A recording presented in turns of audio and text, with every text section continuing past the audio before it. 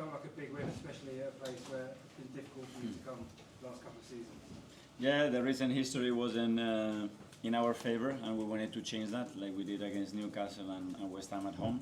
And that's another step, you know, having that mindset and that ability to win this kind of matches against a really good opposition, a really difficult place to come, and especially the first 10-15 minutes, it took us a while to get into the game with some very unusual giveaways that has caused some transitions, and after that we started to dominate the game throughout the rest of the game much better. But we thought it's about knocking on the door against this team. They are really well organized, especially with the contest of the result is a draw. Even though they start winning, complicates the situation a lot, and the more it dragged on, I think we were better and better and managed to win the game and another clean sheet. Tom, Football London. Hi Mikel, that's the second consecutive Premier League game where you've not conceded a shot on target. It's the first time that's happened since November 2003 for Arsenal. When you're leading a game 1-0 right at the end at a place like this, I guess you sit there comfortably now then. Not comfortably, because as well it feels in this pitch like it's smaller and they are straight away on you in the box. By the big chances we didn't generate, they didn't generate any big chances. It was more the feeling sometimes, especially in the first half with the giveaways, and because they have a lot of players with a lot of quality in the final third, and Jimenez in the box with a real threat, and 1-0, you know, there is not enough. Charlie from the Sun. How important is it for you to sort of grind out these wins? You know, probably you could argue your third win away from home where you may not play to your best, but that must really please you that you're just sort of really grinding out.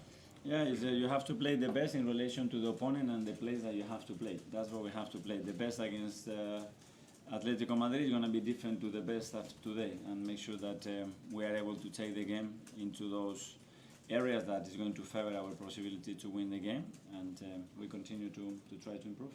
James, CBS. Hi Mikel, maybe a challenging match for Ebereche. Could you reflect on how difficult it is for someone coming into this club to learn kind of playing in those spaces as a number 10 against this sort of mid-block, which is something he's not really going to run into a lot at Palace? No, because he's more used to probably attacking open spaces and breaks and facing and carrying the ball with the space in front of him, but he's so good and comfortable doing that. I think he had his moments today. He put Victor, I think, one or twice through in really good spaces, and maybe if that would finish in a goal, looked a little bit different, but I'm very happy with what he's doing, and we can use him in different positions, and today we use him on that one, and we carry on trying to improve. Simon Standard. Mikel, when you came here years ago, I think there was a perception about Arsenal that they could be soft at times. But do you think under you they've now built this ability to win ugly? I don't like looking back, but if you ask me how I would describe the team, the players, is tough and very, very willing. James Sky. This is another set-piece goal, Mikel. How pleasing is that for you, and how important is that weapon when it comes to winning ugly games where you're struggling to break the team down? Great, because it's obviously we generate so many set pieces, so you have to start from there. So when you generate so many, we have to understand, and against these low blocks when they don't really want to jump and commit that many players there, we have another opportunity to put the players that we want in the position that we want with the role that we want, and we need to exploit that. We could have exploited that today in different ways. At the end, it was a set piece, so more than welcome. Amy, Athletic. Hi, Mikel. Hi. At the beginning, Gabriel looked like he'd had a really long journey and maybe wasn't quite sure where he was at. A couple of questions relating to that. What's the programme like for someone like that when coming back and coming into a game so quickly? And also, how much does it impress you that a player who's maybe struggling to refine that rhythm then has the character to come on these? That's exactly the part that I loved about it, because when everything goes well in the first few minutes for a player and he gets confident and things are flowing for you, it's easy to continue. But Gabi had two difficult moments, probably not at his standards, but the way he reacted to that and the sense of security that he transmits, that's maturity and that's the mindset that we need in the team. So that's a really good example to use and that I will use for sure.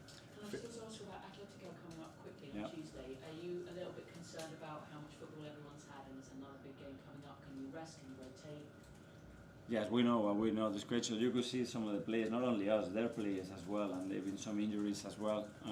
Their load is what it is. That's why we need it. And the games now and the context demand you a bigger squad. And I think all the top teams, we are in the same boat. We're going to have to manage that really well to look after them and especially to get the best out of them.